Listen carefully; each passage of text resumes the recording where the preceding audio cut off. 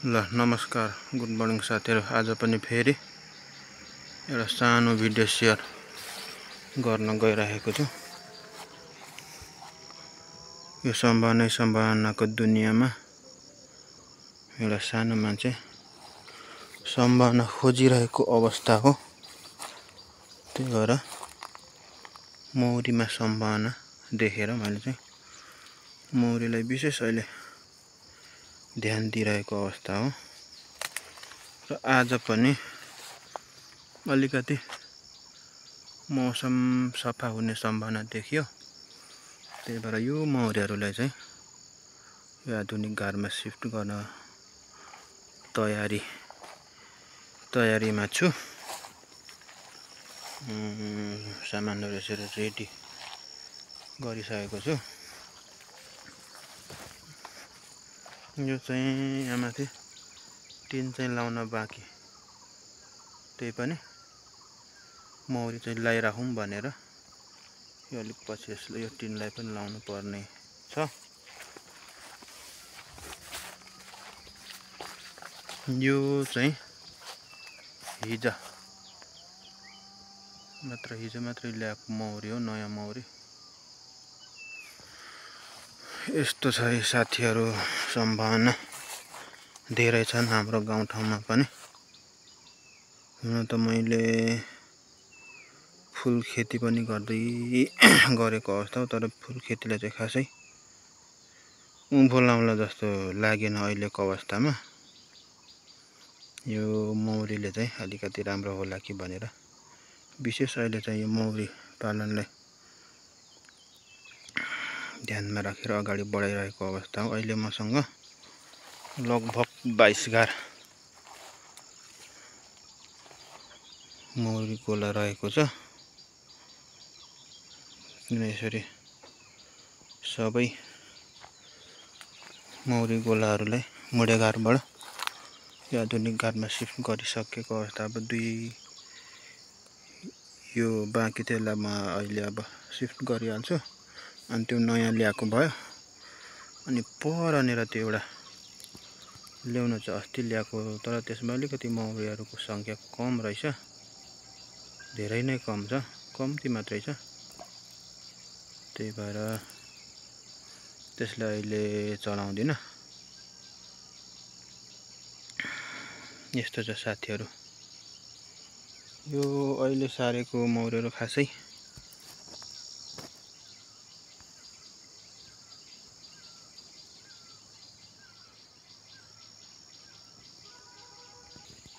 यो अहिले यो जुन शिफ्ट गरेको मौरीहरु यो सिजनमा खासै उत्पादन दिँदैन। यिनीहरुलाई यसरी राखेर अर्को सालको सिजनमा चाहिँ यिनीहरुले राम्रो उत्पादन दिन्छ।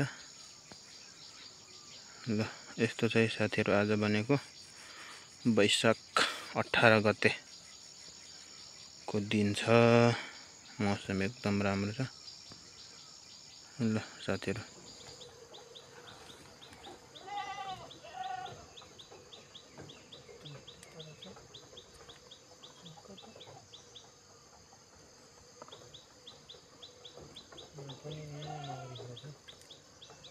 साह्रै कम्ती रहेछ।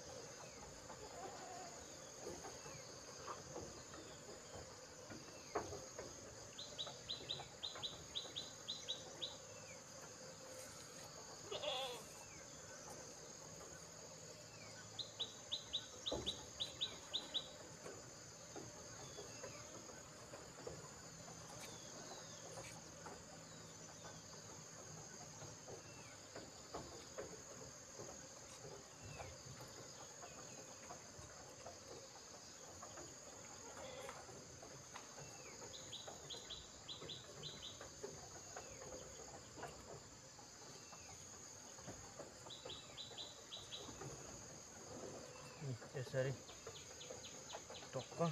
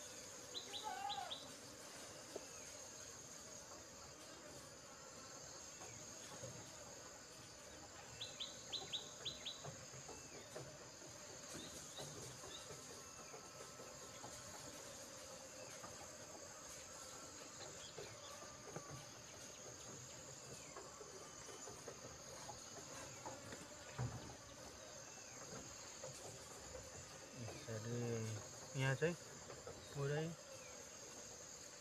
फुल लार्भा प्युपा चाहिँ पुरै हुनु पर्यो अनि मात्रै नभए बाक्लो सम्भावना हुन्छ। यस्तो छ अवस्था।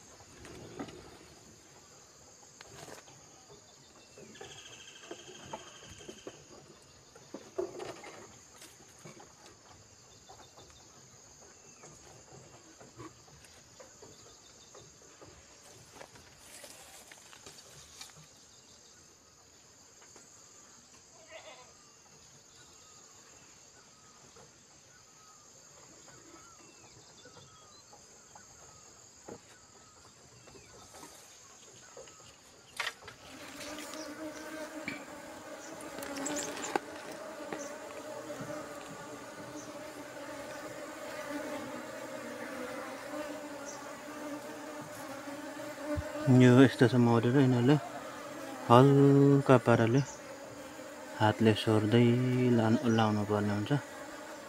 यो क्यामेरा भिडियो गर्नु अप्ठ्यारो भएको कारणले मैले यो हालेको चाहिँ अलिकति भिडियो लाउन सकिनँ। साथीहरू यस्तो छ, सबै चाका लगाइसकेपछि यो मौरालाई चाहिँ बिस्तारै हातले सोरेर लाउनु पर्ने हुन्छ। यसरी साथीहरू मौरीहरू चाहिँ पसिसकेको अवस्था छ। कुनै त डल्ला परेको छ। अब फाइनली यिनीहरू पसिसक्यो।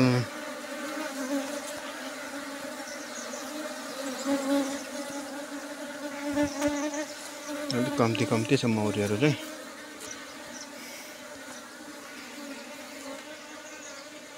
ल साथीहरू, आजलाई भिडियो यति नै। धन्यवाद।